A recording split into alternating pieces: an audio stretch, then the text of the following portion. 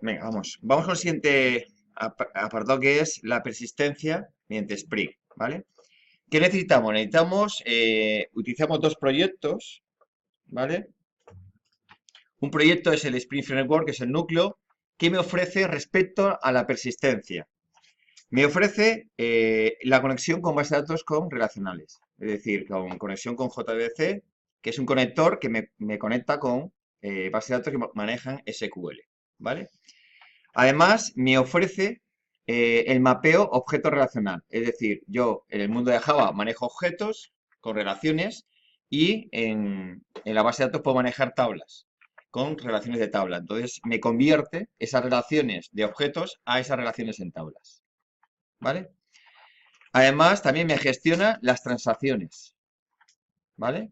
Cuando empezamos una transacción que son distintas peticiones a la base de datos y quiero que sea atómica, me lo gestiona también Spring, las transacciones. Y además me ofrece el estándar JPA. Es decir, es un conjunto de anotaciones que están, digamos, definidas en el estándar de Java EE que las implementa. ¿Vale? Que me ofrece esa conexión con esas implementaciones. Además, tenemos otro proyecto que es Spring Data. Este Spring Data, ¿qué más me ofrece? Me ofrece la capa DAO implementada. Es decir, en lugar de yo, evidentemente, hacer la capa DAO o hacer las implementaciones, ya me la da hecha Spring. ¿Vale? Además, me ofrece, bueno, pues más funciones de alto nivel y en definitiva este Spring Data no es realmente un proyecto, sino es un conjunto de proyectos y es un subproyecto por cada base de datos que va a poder manejar. Aquí vamos a ver dos bases de datos, las relacionales, que son a través de JPA, ¿vale? Y las de no solo SQL, que utilizaremos MongoDB. Por lo tanto, que necesitamos dos subproyectos dentro del proyecto de data, dos subproyectos que uno es de JPA y otro de MongoDB. Y hay mucho más proyectos. Cada vez que queramos manejar una base de datos distinta, tenemos que buscar qué subproyecto me lo gestiona y me lo resuelve. ¿Vale? Lo que te intenta dar Spring es una visión global para acceso a base de datos. Para que lo haga siempre de la misma manera. ¿Lo veis? Esto me ofrece. Entonces, vamos a empezar con JPA, ¿vale? Que son bases de datos relacionales. ¿eh? Entonces, repito, JPA, que es un conjunto de interfaces, ¿vale? Cuidado con este tema, que da confusión. Cuando pongáis alguna anotación de JPA, te va a pedir Eclipse que lo importes y siempre te va a ofrecer dos opciones. El estándar, que es este, java.persistencia, este es el estándar, y te va a ofrecer la implementación que tú utilices. Si importáis la implementación, da error. Por lo tanto, cuidado de elegir la importación a la ligera. Leer bien la recomendación de Eclipse y buscar el estándar. Si no, va a dar problemas. Y es un error difícil de ver, porque te compila bien y luego falla y no sabes muy bien qué está pasando por detrás. ¿Vale? Entonces, tenéis que siempre importar el estándar. ¿Vale? Pero claro, JPA, ¿qué es? Repito, es un estándar y por lo tanto son un conjunto de interfaces para unificar un lenguaje. Nada más. ¿Qué necesito? Un fabricante, un motor que me implemente ese estándar. Y tenemos distintas opciones. Por ejemplo, una opción, la más conocida es Hibernate. Hibernate me implementa. ¿Qué implementa? JPA. ¿Hibernate es solo de JPA? No. Hibernate tiene mucha más funcionalidad que JPA. Te ofrece esta implementación, pero además ofrece implementaciones propias o, digamos, únicas de ello. Evidentemente, si utilizamos implementaciones propias de Hibernate, luego ya para cambiar de motor nos va a costar más trabajo. Si empleamos JPA, será fácil cambiar de motor que esté detrás. ¿Vale? Hay otra implementación que es la de Eclipse, que es Eclipse Link. Otra implementación distinta. La podemos cambiar y prácticamente no nos enteramos. ¿eh? Documentación. Eclipse tiene una buena página de documentación. ¿Vale? Para ver JPA y cómo son las anotaciones, está bastante bien. También tenemos la implementación de Oracle, que es TopLink, o la implementación de Apache, OpenJPA. O hay otra implementación que es la de ObjectDB, que este también a su vez tiene una buena documentación. ¿Vale? Con estos dos podemos buscar las distintas anotaciones y entender cómo funciona. ¿Vale? Entonces, hemos dicho que cuando hablamos con tablas o bases de datos relacionales, vamos a hablar de entidades, del nombre de entidades. Entonces, ¿una entidad qué es? Es el objeto que yo voy a hacer persistente. Es ese objeto o ese objeto que tengo en Java que quiero que quede persistente en las bases de datos. Y eso le voy a llamar entidad. ¿Vale? Normalmente, no siempre es así, pero para entenderlo un poco primero, normalmente, ¿qué entendemos? Como que una clase va a estar representada por una tabla, de forma genérica, para empezar a sentar esto. No siempre es así, pero lo podemos interpretar como una generalidad, ¿vale? Y entonces, una instancia de la clase, es decir, un objeto que representa una fila de la tabla, ¿vale? Cada fila de la tabla representaríamos un objeto. Y la clase se representa que es la tabla en sí misma, ¿vale? Luego, normalmente, que tenemos que los atributos de la clase se corresponden a campos de la tabla, ¿vale? De forma genérica, cada atributo de la clase se corresponde a un campo de la tabla, ¿vale? Entonces, ¿qué debe cumplir una entidad para que pueda ser entidad? Primero, hay que colocarle esta notación que es @entity en el inicio de la entidad de la clase. Le pones esta notación y ya convertimos cualquier clase en una entidad, ¿vale? Y repito, ojo que cuando hagáis esto, importéis el estándar, porque te va a ofrecer el estándar y la versión de Hibernate, o otras versiones, lo que tenemos por ahí detrás, ¿vale? Siempre importar el estándar de Javax persistente, ¿vale? Bueno, la clase te obliga a que sea pública para que funcione bien. Debería tener un constructor sin parámetros, ¿vale? Para facilitar un poco su funcionalidad. Y como la clase representa una tabla, toda tabla que necesitamos una clave primaria, ¿vale? Por lo tanto, necesitamos que un atributo de la clase, al menos uno, tenga esta notación, que significa que esta va a ser el campo que corresponde a la clave primaria, ¿vale? Evidentemente, a veces esta clave primaria no me interesa. Si no me interesa, hay anotaciones para que se autogeneren por la base de datos y me puedo olvidar de ellas, ¿vale? Pero al menos algo tiene que haber de clave primaria, ¿eh? Luego, sería recomendable implementar estos métodos, el código hash y el equals del objeto, ¿vale? Estos dos métodos que son de la clase object, ¿lo recordáis estos? Es recomendable implementarlos siempre, que manejemos una entidad. ¿Para qué? Para que se pueda comparar entidades, ¿eh? Entonces, normalmente, ¿qué se suele hacer? Que el código hash se saca de la clave primaria. Este es el código hash. Y normalmente, para igualar dos objetos se compara claves primarias.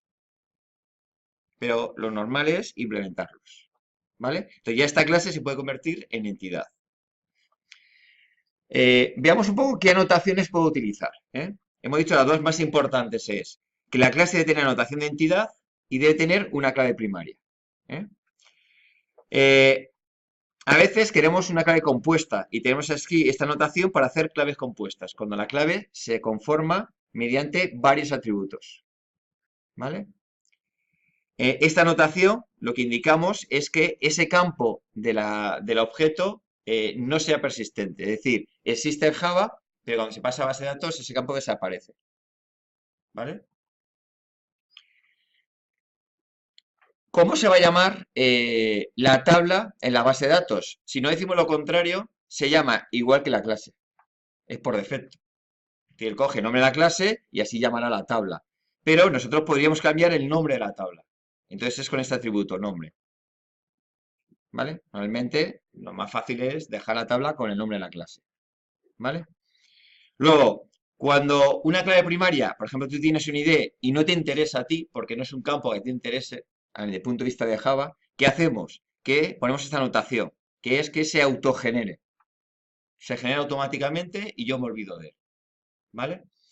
Y con la generación puedo establecer estrategias.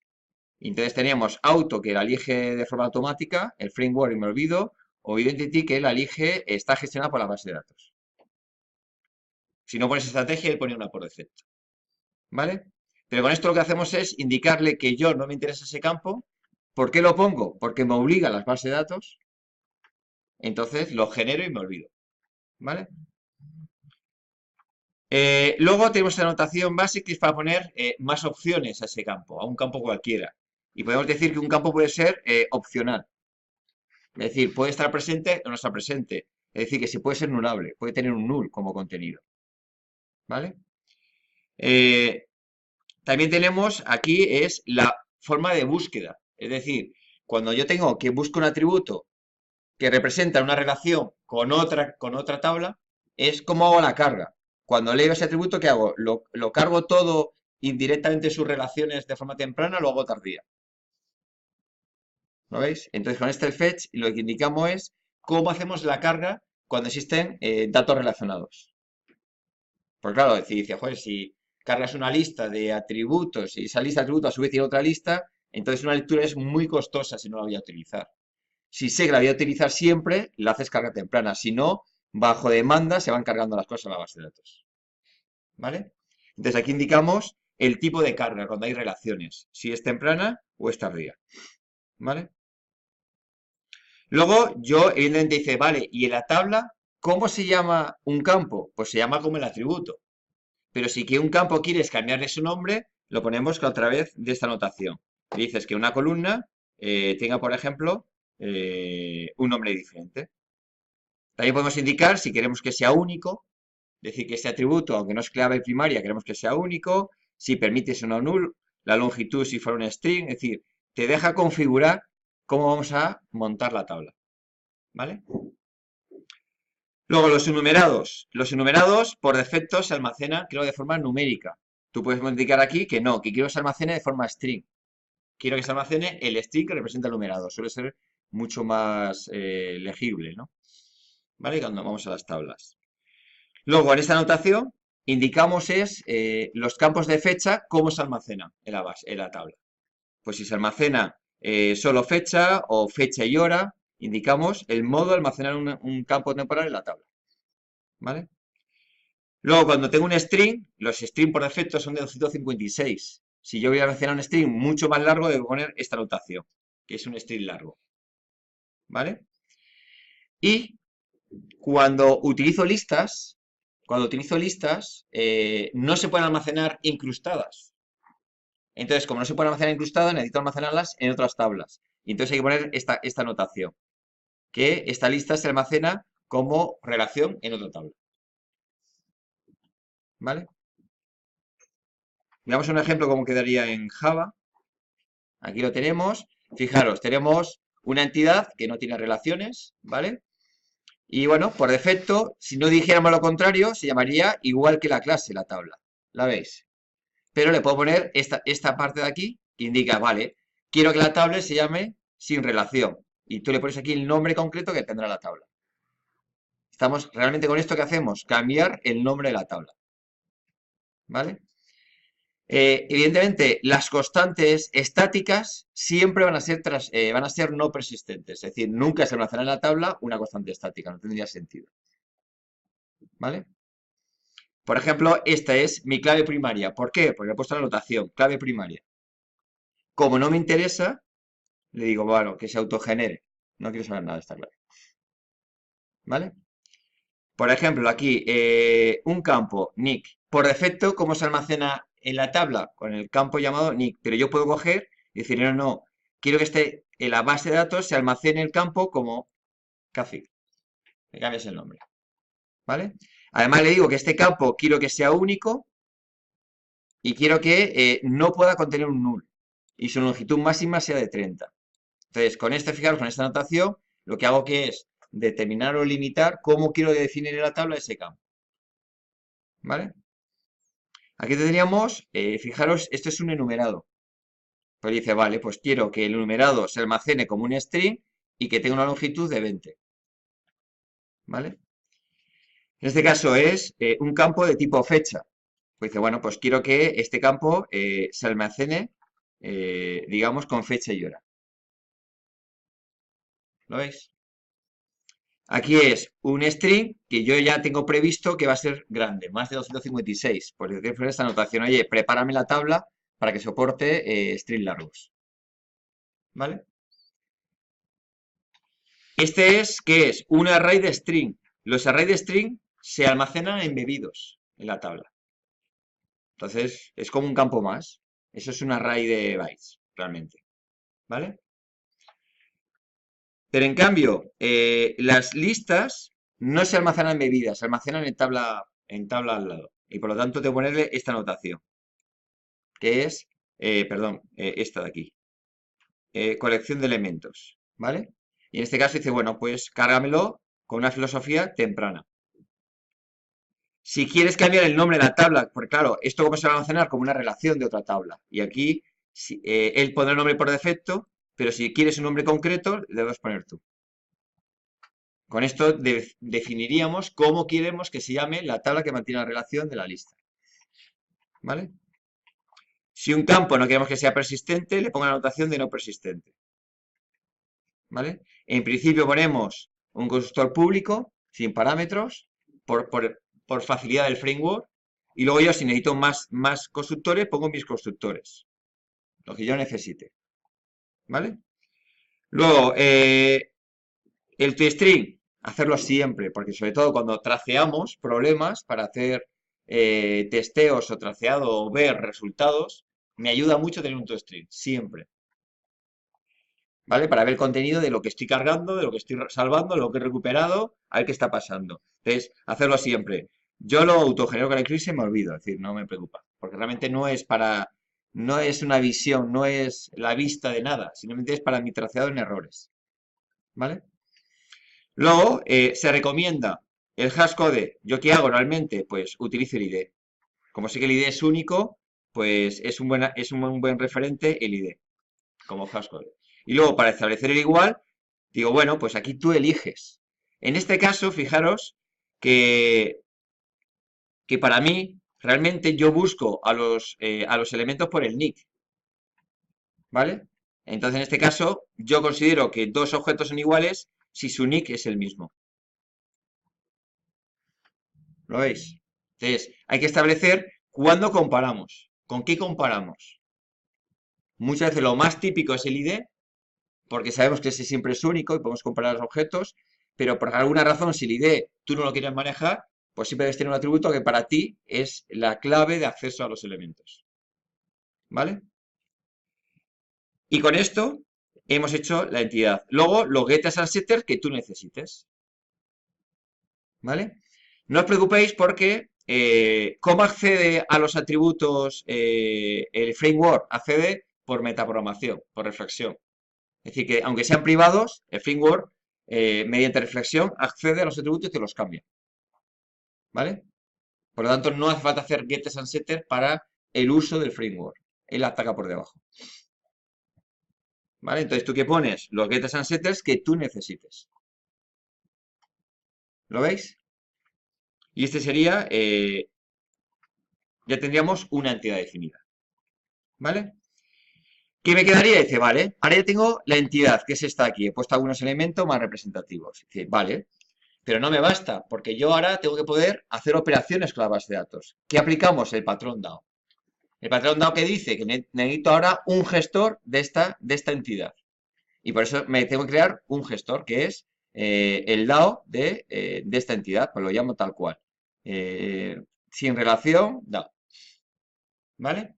Entonces, ¿qué me ofrece Spring? Me ofrece el genérico. Por lo tanto, yo cuando haga esta interfaz, ¿qué tengo que hacer? Heredar del genérico de Spring. ¿Y cuál es el genérico de Spring? Este de aquí, JPA Repository. Este es el DAO genérico que me ofrece Spring. Y ya me lo da hecho. Yo simplemente heredo. Y dices, vale, ¿y ahora cómo lo implemento? No se implementa, te lo da gratis Spring. Tú simplemente heredas y ya te lo inyecta. ¿Vale? Y dice, bueno, entonces, ¿cómo queda eso? Pues fijaros que si vamos al código, yo lo que hago es, hago public interfaz, un relate DAO, es hereda del de Spring y evidentemente, como este gestiona sin relación, pues, ¿cuál es la entidad? Sin relación. Y ahora dice, ¿cuál es la clave primaria que utiliza yo en esa entidad? Enteros. Entonces ya esta interfaz. Dice, bueno, pero entonces, ¿cómo haces para utilizarlo? Dice, no hace falta. Le dices, oye, inyéctame este DAO. Y Spring te lo inyecta. ¿Qué te inyecta? Una implementación de ese DAO, que te hace automáticamente. Entonces, mi DAO se simplifica mucho. ¿En qué consiste? En definir entidades y definir los interfaces. Y yo defino interfaces. ¿Vale? Evidentemente, no voy a entrar en detalles ahora, pero ¿qué ocurre aquí? Que ponemos los métodos o las queries que son específicas de esta interfaz. ¿Vale? De esta entidad, que son búsquedas concretas y ya veremos más adelante. ¿Lo veis? Entonces, con ello tengo definido. Vale. ¿Cómo almacena esto ahora en tablas? Spring. Fijaros, pues esta entidad va a crear una tabla que se va a llamar, bueno, si hubiera puesto el nombre por defecto, sería un Related Entity, ¿vale? La llama igual que la clase en minúsculas. Y los campos se llaman igual que tus campos. Y campo ID, campo ID, campo ni, campo ni, campo string, y tal cual. Sería así.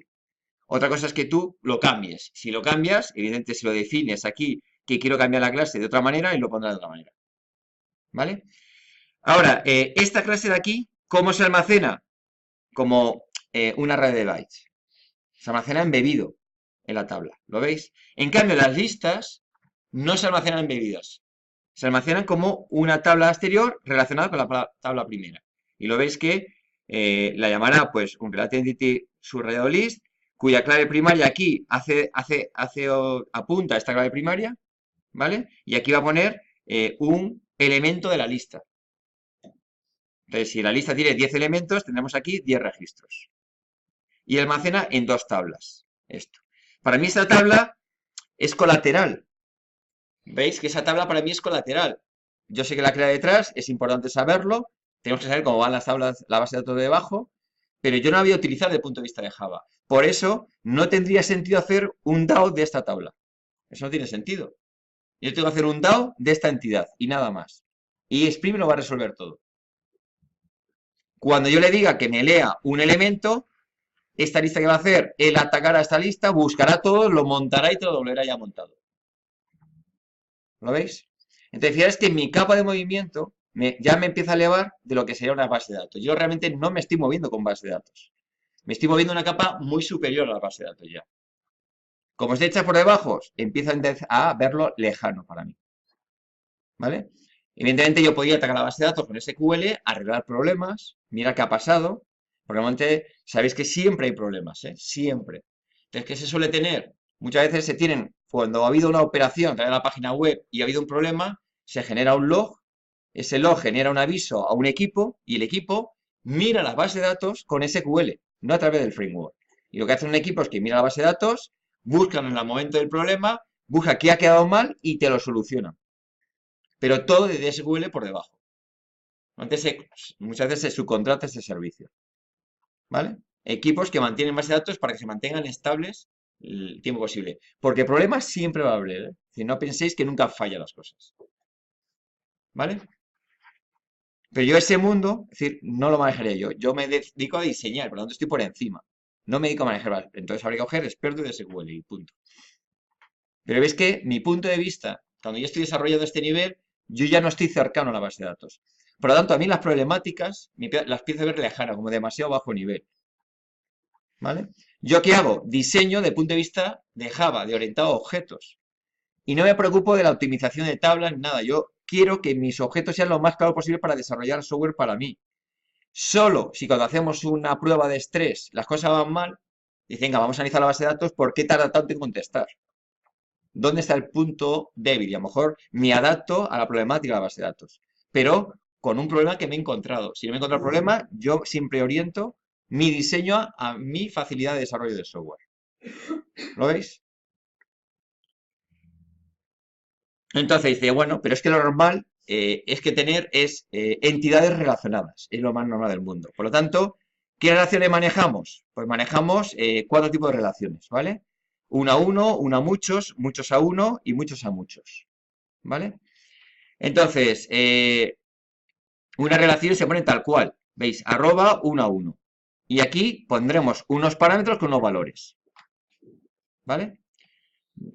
El nombre es muy clarito, yo creo, ¿no? Es decir, 1 a 1, 1 a muchos, muchos a 1 y muchos a muchos. ¿Lo entendéis, no? Me falta llegar más. Vale. Entonces, ¿qué anotaciones, es decir, qué parámetros son comunes a todas las anotaciones, independiente del tipo de relación? Una es la cascada. Es decir, la cascada significa, si yo tengo una entidad que se relaciona con otra entidad y hago persistente la primera entidad, ¿qué quieres que ocurra con la segunda entidad? Si quieres que por cascada también se haga persistente o no, ¿qué hacemos con la segunda entidad? ¿Veis este problema?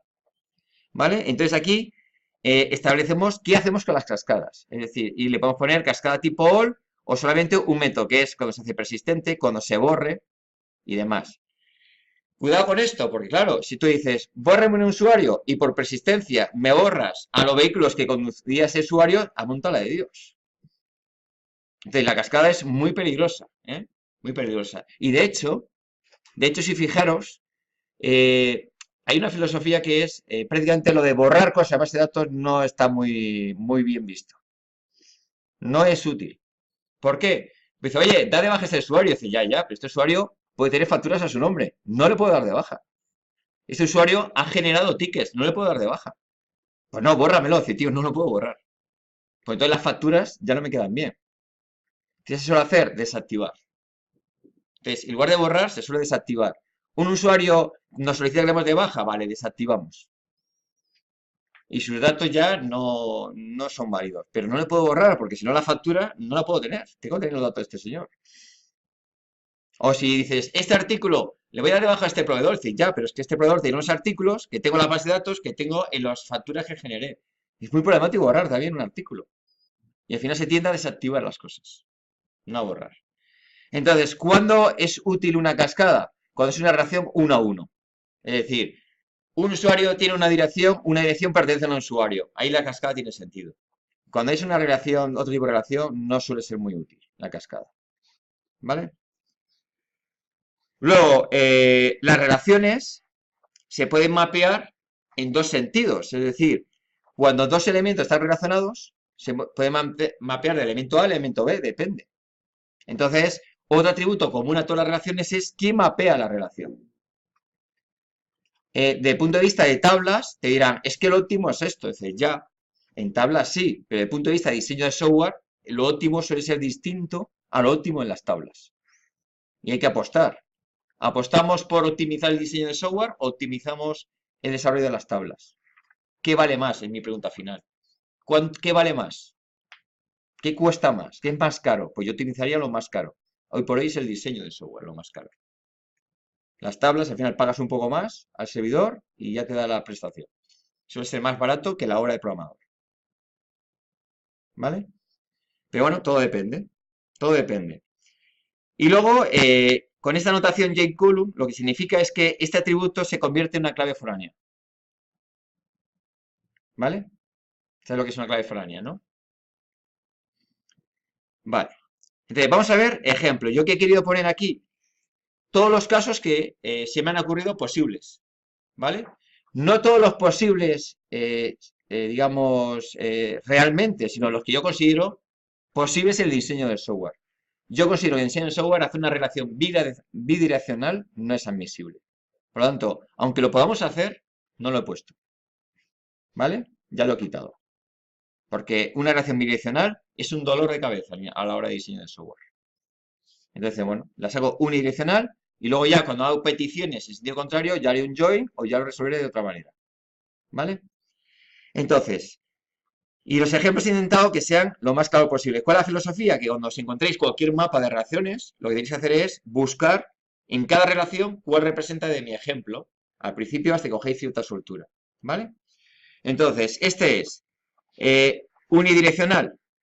¿Vale? ¿Lo veis? Todos son unidireccionales. No acepto ya bidireccionales. Uno a uno con entidad embebida. ¿Vale? ¿Qué significa? Que yo tengo aquí una relación, una entidad, que tiene otra entidad. Y esta vez que le llamo entidad embebible. ¿Vale? Entonces dices, ¿por qué es posible? Porque esta entidad, ¿a cuántos pertenece? A uno. Entonces, esto es una pregunta clave. Si solo pertenece a uno, la puedo embeber. Si no, no lo puedo embeber. ¿Vale? Entonces, como solo pertenece a uno, la puedo embeber. Esta puede ser o 0 o 1. ¿Vale? Y por eso es 1 a 1. Si estamos de 1 a mucho, sería otro caso que ya veremos más adelante. Vale, pues en este caso, ¿en qué se va a traducir? En una sola tabla. Que contiene los atributos de la primera entidad y los atributos de la entidad embebida. ¿Vale? ¿Cómo se ponen las anotaciones? A este le he colocado la anotación de entidad con su clave primaria y a este le pongo la anotación de embebible y no tiene clave primaria porque no la necesita. porque la coge de la entidad principal. ¿Lo veis? Entonces, cuando una entidad pertenece a uno, no hacerla embebida tiene poca justificación. Es posible, pero a mí me cuesta encontrar la justificación. ¿Vale? ¿Cuál es la típica justificación que te suelen dar alguien que es experto en base de datos? Te dirá, es que si la embebes y es cero, puede ocurrir que aparezcan nulls.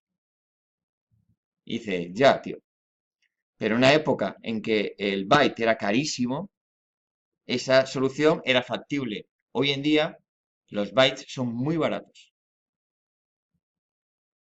¿Vale? Ventajas. Un acceso a la base de datos, recupero todo. Recupero los dos objetos. Es más rápido acceder. ¿Vale? Y el tiempo a mí me suele preocupar más que el byte de espacio en el disco. ¿Lo veis? Entonces, yo de punto de vista de Java, siempre voy a ver dos clases, dos objetos relacionados.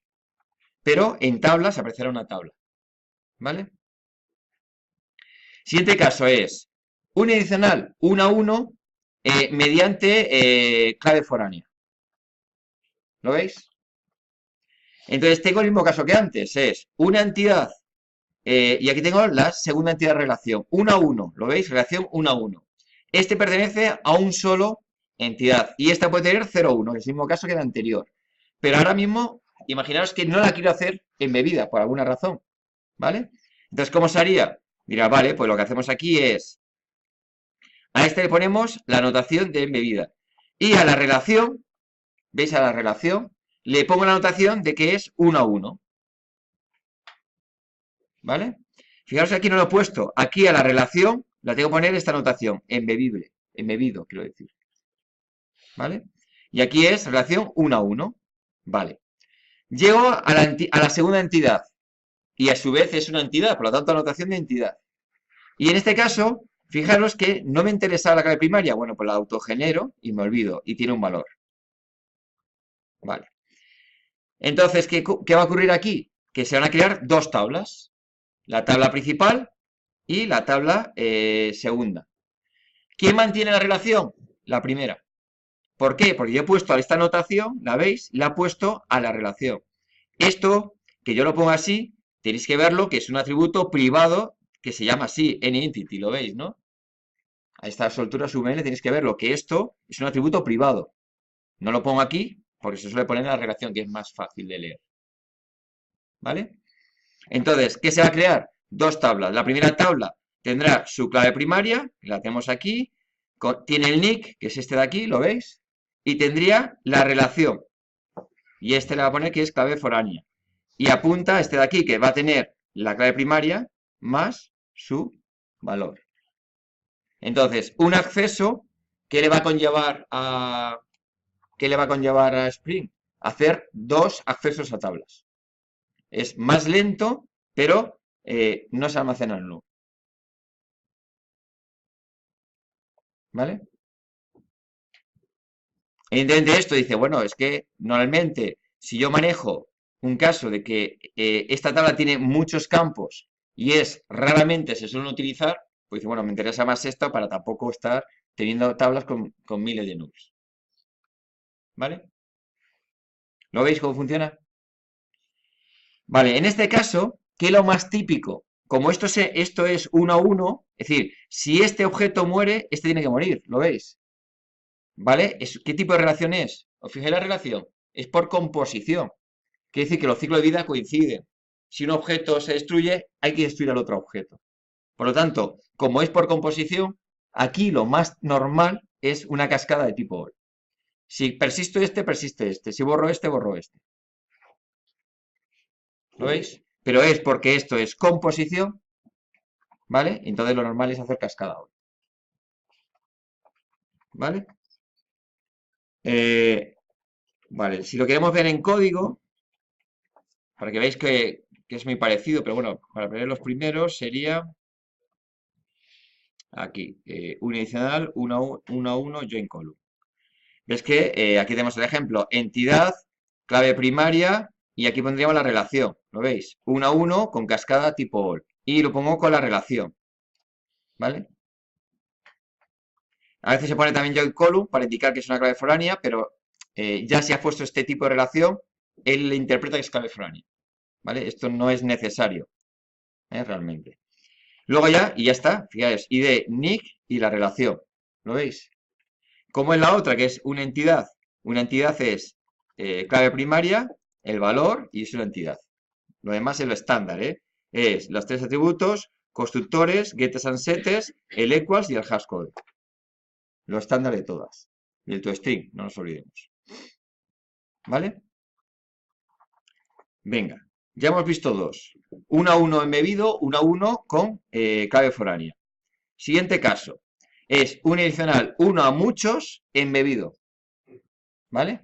Es decir, imaginaros que yo tengo una entidad principal que tiene clave primaria, un valor nick, y aquí tenemos un array. Esto es un array, no es una lista. De esta clase.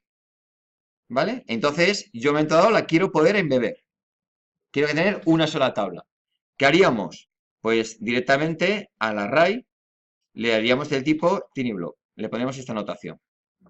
Lo pondremos como... no haríamos nada aquí. Tú lo pones tal cual y él lo hace automáticamente embebido. ¿Qué te obliga? Claro, cuando lo hace embebido, como es un array, ¿cómo lo almacena la tabla? Lo almacena como un array de bytes. Entonces, para que un objeto se pueda establecer como un array de bytes, ¿qué tiene que hacer? Implementar interfaz serializable. ¿Eso lo sabíais? Cualquier objeto que quieres pasar a ficheros o transmitir por la red, se tiene que convertir en un tren de bytes.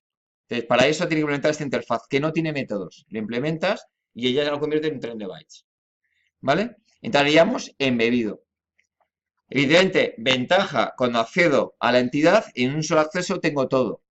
Inconveniente, si hay algún problema, a través de SQL, ¿cómo veo esto? Como un tren de bytes. Difícil de manejar con SQL. Porque yo, si hay un problema porque ha habido un error en un proceso y quiero tener un operario que lo vaya a arreglar por detrás, cuando va a la base de datos dice, joder, que es un tren de bytes, eso no lo puedo tocar.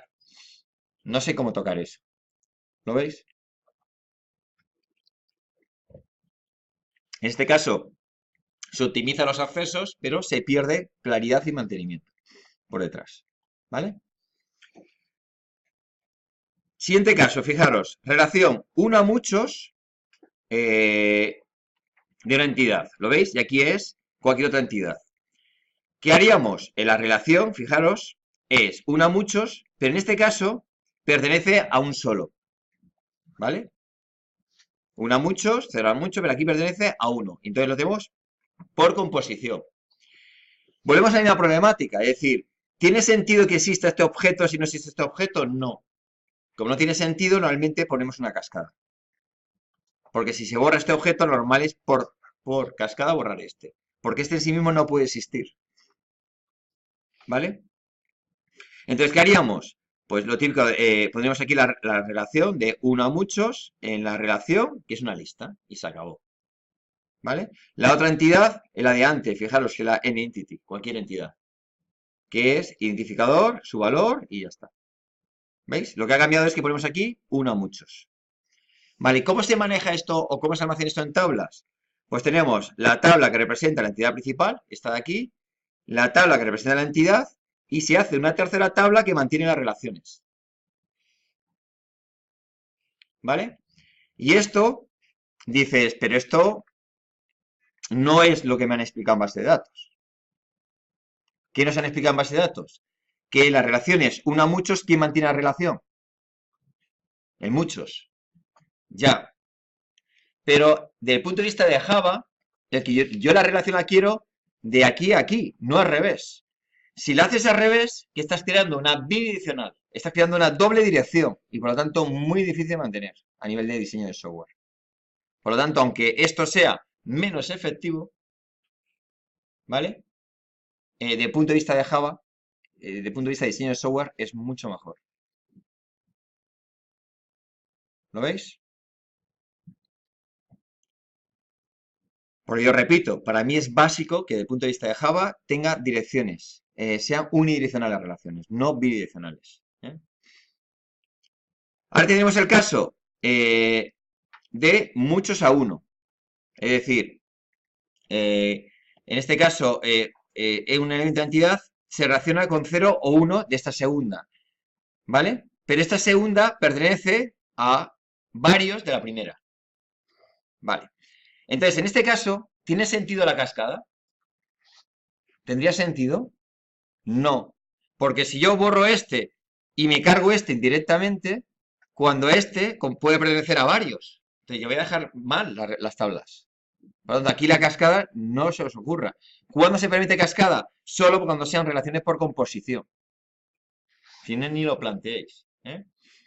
Entonces, vale, ¿cómo se hace? Y bueno, pues este es a la relación, yo le pongo la notación de muchos a uno y le pongo la notación de que esta es una clave foránea. ¿Vale? Y este es la típica entidad que no tiene nada. Entidad, identificador y nada más. ¿Cómo se almacena en base de datos? Pues así. En este caso, se almacenaría la relación, la mantiene la primera tabla. ¿Lo veis? Al respecto a la segunda. ¿Vale? Siguiente caso. Es unidireccional muchos a muchos. Es decir, este contiene varios elementos y estos varios pueden pertenecer a varios elementos de aquí a su vez. Relación de muchos a muchos. ¿Vale? Unidireccional. Entonces, ¿qué hacemos? Pues muy parecido al de antes, colocamos esta anotación, muchos a muchos, pero no colocamos que esto sea una clave foránea, no puede ser, ¿vale? Entonces, ¿qué se crearía en este caso? Una tercera tabla que mantiene la relación, ¿vale? Y aquí la cascada tampoco tiene sentido.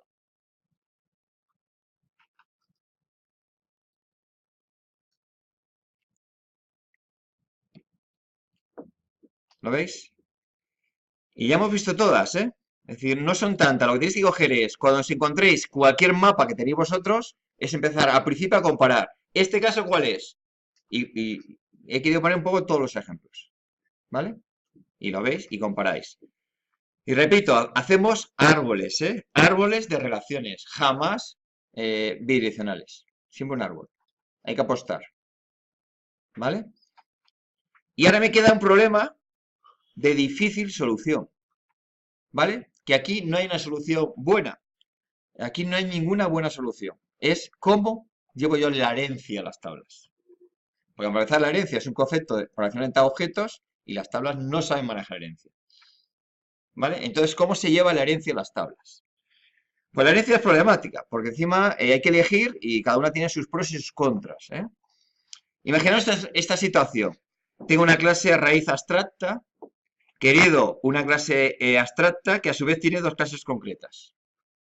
¿Veis? Una relación de herencia, pues estándar, ¿vale? Y dices, vale, ¿cómo llevo esto a tablas? Realmente tengo dos grandes filosofías, que es una, meto todo en una tabla y quito el problema en medio, ¿vale? Todo en una tabla. ¿Cuál es el problema? Que evidentemente, si yo manejo objetos de tipo este, concreto 1, ¿qué va a ocurrir? Que los atributos de los otros concretos no existen. Entonces van a aparecer muchos null. Van a aparecer muchos null. Ventaja, yo accedo y recupero todo de golpe. ¿Lo veis?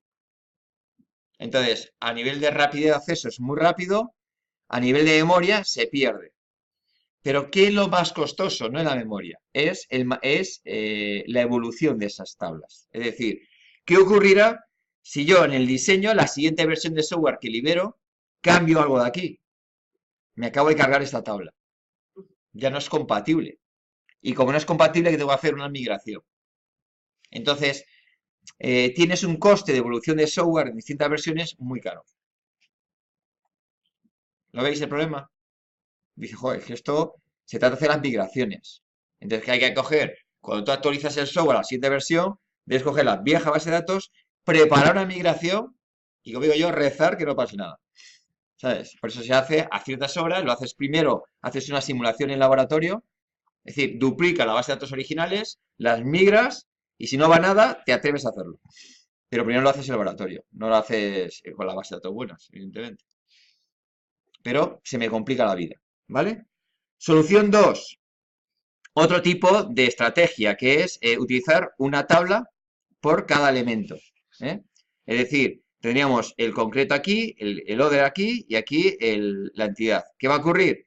En este caso, me genera un fácil crecimiento, un mejor crecimiento, pero me dificulta que un solo acceso a un objeto de tipo concreto tengo que acceder a 3 tablas. Es más lento, pero digamos, optimiza el espacio y las migraciones son un poco más fáciles. ¿Lo veis? Y bueno, pues, ¿cómo se haría? Pues aquí pondríamos anotación de entidad, aquí pondríamos que esto vamos a tener herencia, y por lo tanto la clave primaria solo está en la clase padre. ¿Lo veis? Porque todos cogen la clave primaria de aquí. Luego, si esta clase no quieres que tenga representación en tablas, le ponemos esta anotación. Con esta anotación indicamos que esta clase no quiere representación en tablas. Y luego el resto, pues entidades normales y corrientes. Entonces él te hace combinaciones. ¿Vale? Y dices, vale, entonces ahora, ¿cómo he montado yo los dados de todo esto? Ahora ya he montado las entidades, he entendido las relaciones y las monto. ¿Qué me queda montar en paralelo? Los dados. ¿Cómo se montan? Digo, vale, pues yo crearé mis entidades y siempre voy a crear un paquete llamado entidades. Y ahora voy a crear otro paquete llamado los dados, que son los gestores de las entidades, de cierta manera, ¿no? Entonces, ¿qué me ofrece Spring? Me ofrece una clase que es esta, JPA repositorio. Esta clase hereda de esta de aquí, que es paginación y ordenación, que hereda de esta, que es el CRUD. Por lo tanto, si yo heredo de aquí, me estás ofreciendo los CRUD completos, ya implementados, es decir, el borrado, el buscar uno y el salvado. Salvar y actualizar es lo mismo, ¿eh? De punto de vista de Spring, ¿vale? Si tú coges cualquier entidad y la salvas, si no existe la crea y si existe la actualiza, ¿vale? Además, me da gratis la paginación, ¿vale? Y esto me lo hace esta interfaz. Me permite crear paginación. Dame de la tercera página de tamaño de página de 40 y hace una búsqueda de base de datos y te da esa paginación. Y además me permite procesos en batch, ¿vale? Yo lo he entendido del JPA y tengo a mi disposición estas funciones, ¿vale? Entonces dice, bueno, entonces ¿yo qué hago? No, fijaros, solo hago los gestores. Gestor de entity, gestor de sin relación, gestor de 1 a 1. Solamente me hago mis gestores. Dice, ¿dónde está la implementación? La implementación de estos gestores me la da Spring gratis también. Dice, ya, pero yo tengo una factoría. Dice, ¿os acordáis que el DAO tiene una factoría? Me la da gratis también Spring. Por lo tanto, yo tengo que hacer gestor, interfaz, que son mis DAOs y mis entidades. Y al final, ¿qué es lo más importante? Las entidades. Si tienes bien claro esto, tu base de datos están controladas. ¿Lo veis? Ahora me queda cómo configuro yo esto en Spring. ¿Vale? Pues en Spring, evidentemente, si voy a utilizar JPA, le tengo que poner esta dependencia, la primera, que es aquí, data JPA. Voy a utilizar JPA. Esto necesito para utilizar JPA. Esta la he puesto porque luego yo voy a utilizar MongoDB. Si no lo vas a utilizar, no hace falta ponerla. ¿Vale? Y esta la ponemos si me quiero conectar a una base de datos exterior.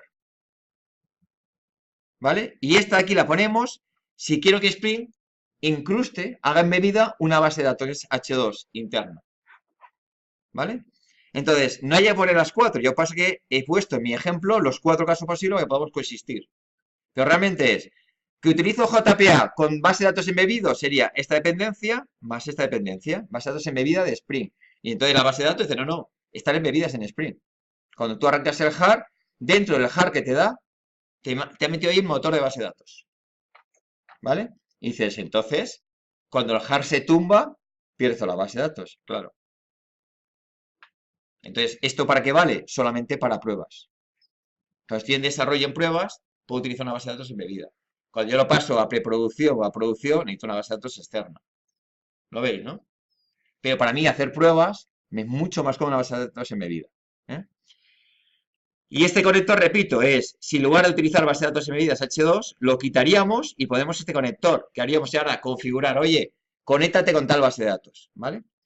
Y dice, vale, ya tengo las dependencias. 2, ¿cómo configuro la base de datos? Y fijaros, este de aquí se pone, claro, cuando utilizamos una base de datos embebida, y si tú quieres acceder a la base de datos por consola, ¿cómo accedo? Pues si le pones esto, te habilita un acceso a la base de datos y lo haríamos a través de esta dirección. Con esto yo accedo a la base de datos, que está embebida, es decir, arrancaría mi Spring, lo arranco y ya puedo acceder a su base de datos. No sé, yo no lo utilizo mucho porque ya verdad que yo todo lo utilizo del Spring, ¿vale?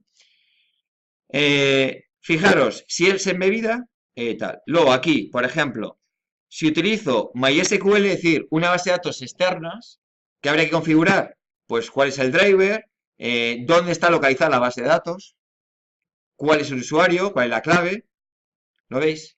Y quién está detrás. Si está Hibernate, pues quién va a ser detrás. Entonces, lo tengo comentado porque en este caso yo utilizo las datos embebidas. Pero si utilizamos un MySQL externo, tendremos que configurar estos atributos. ¿Cómo se configura? A través del fichero de propiedades, este de aquí, que es el fichero de propiedades de la aplicación. Dejamos de comentar esto y ya puedo acceder a un MySQL externo. Pondríamos esta dependencia más esto descomentado. Y evidentemente con las rutas adecuadas.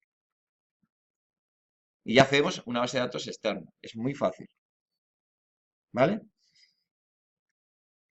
En este caso, por ejemplo, luego también utilizaremos MongoDB. Para MongoDB yo pondría esta dependencia que es la de MongoDB, ¿lo veis?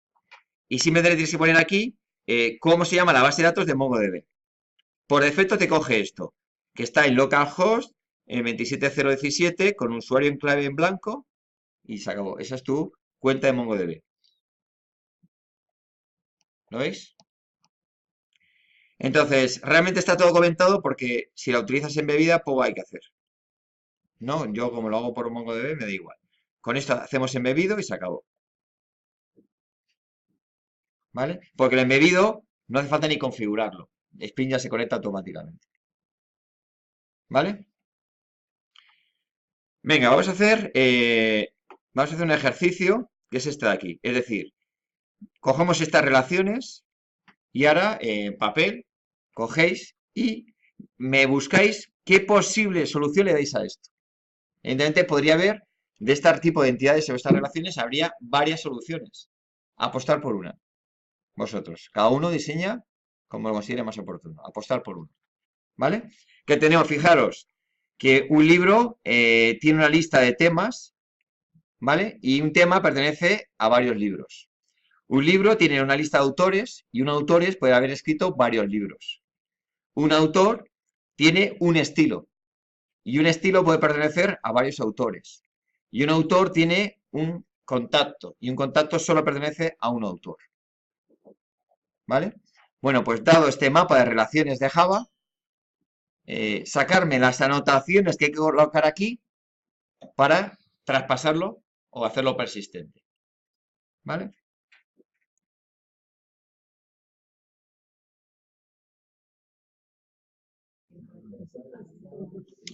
Venga, vamos a mirar cómo podríamos hacer la solución a esto, ¿vale?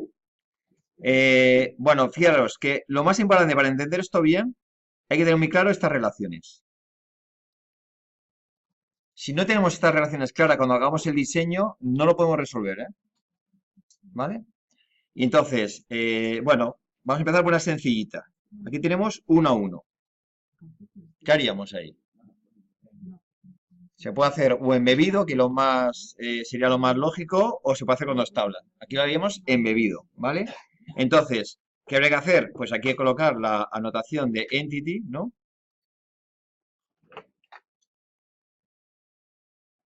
A ver, ¿vale? Y aquí la que sea embebible, ¿vale? Luego tendríamos, ¿vale? Y esta ya la tenemos resuelta. Fijaros este de aquí, de uno a muchos, de uno a muchos. ¿La podríamos hacer embebible, esta de aquí? ¿La podríamos hacer embebible o no? O es elegir, ¿se puede hacer o no se puede hacer? Porque esta está claro que aquí hemos comentado que sí, habría dos soluciones. Esta de aquí es de 1 a muchos. ¿Hay dos soluciones? No. En este caso, embebible no es posible. Porque si no, tendríamos copias. Y la redundancia es muy mala. Entonces, claro, como este puede pertenecer a varios, no vamos a hacer una copia en cada autor del mismo estilo. Y cuando queramos modificar el estilo, tendré que ir a repasar todos los autores para poderlo autorizar. ¿Vale? Entonces sería bastante dañino, porque son copias al final. Entonces, este medible no es muy viable. ¿Vale? ¿Qué apostáis? ¿Por una tabla con la relación o meter la relación en autor? Son las dos opciones. Lo mejor que sería meter la relación en autor, porque es a 1. ¿Vale? Entonces, en este caso, en la relación, ¿qué vas a poner? Pues este sería de muchos a 1, ¿vale? De muchos a 1, ¿vale? De muchos a 1 y hay que poner también la anotación de join column, ¿vale? Con esta anotación indicamos que queremos que aquí esto mantenga la relación foránea, ¿vale? Vale, ya tengo resuelto estas. Ahora, estas de aquí. Estas son de muchos a muchos. Estas dos. ¿Cómo lo podemos hacer? Al final, ¿qué me queda? Una tabla intermedia que mantenga la relación de ambas. No me queda otra opción. ¿Lo veis, no? Una tabla intermedia que mantenga la relación de ambas. Para hacer esto, ¿qué colocamos? Pues simplemente aquí colocamos la anotación de muchos a muchos y aquí la anotación de la relación de muchos a muchos. Y ya él crea tablas automáticamente y me olvido. Además aquí tenemos que tener la anotación de entidad, ¿vale? La anotación de, ¿vale? La anotación de entidad. Aquí está la anotación de entidad y aquí la anotación de que es embebible, ¿vale? Por lo demás, ¿esto qué sería? Una entidad normal también y tenemos ya las anotaciones. Embebible, entidad, entidad, entidad y entidad. Muchos a muchos, muchos a muchos. Este es relación embebible, embebida y aquí es con join column, ¿vale? Con join column me va a indicar que es una clave foránea. Vale, las cascadas. ¿Dónde pondríamos cascadas? Si se pondría en algún sitio.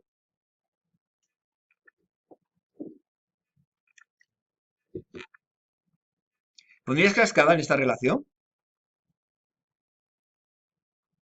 ¿Pondríamos cascada de libro autor? No. No, porque un autor pertenece a muchos libros. Voy a liar la de Dios. ¿Vale? Entonces, al final, si queremos cascada, eh, ¿dónde? Aquí. Está medido. No tiene sentido. Ya es en una sola tabla. ¿Lo veis? Pues no hay cascadas en ningún sitio.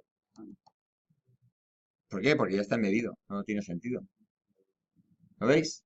Entonces aquí en ningún sitio tiene sentido. Vale. Ahora imaginaros que yo quiero borrar tablas. ¿Cómo, en qué orden sería adecuado borrar aquí las cosas? Es decir, si quiero borrar toda la base de datos, ¿por qué debería empezar? ¿Por borrar todos los temas? ¿Borrar todos los estilos? ¿Cómo lo haríamos? ¿De arriba abajo o de abajo arriba? Para borrar toda la tabla. ¿Cómo empezamos? Para que no me proteste la base de datos, claro. Imaginaos que ahora quiero borrar todo. ¿Cómo lo haríamos? Yo cogería y diría book DAO, delete all. O tema DAO, delete all. ¿Por dónde empiezo? ¿Eh? ¿De arriba? No, de arriba abajo. De arriba abajo, no de abajo arriba. ¿Por qué? Porque las relaciones, normalmente, la relación la tiene autor con estilo. Si yo borro primero estilo, autor se va a quedar con una relación que está muerta. Te va a decir que ha roto la base de datos.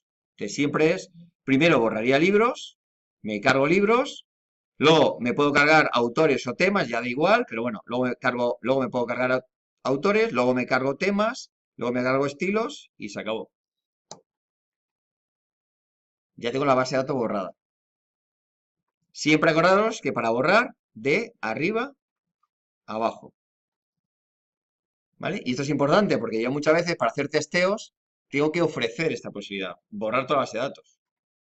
Entonces hay que volcar un orden adecuado para no romper las relaciones. ¿Vale?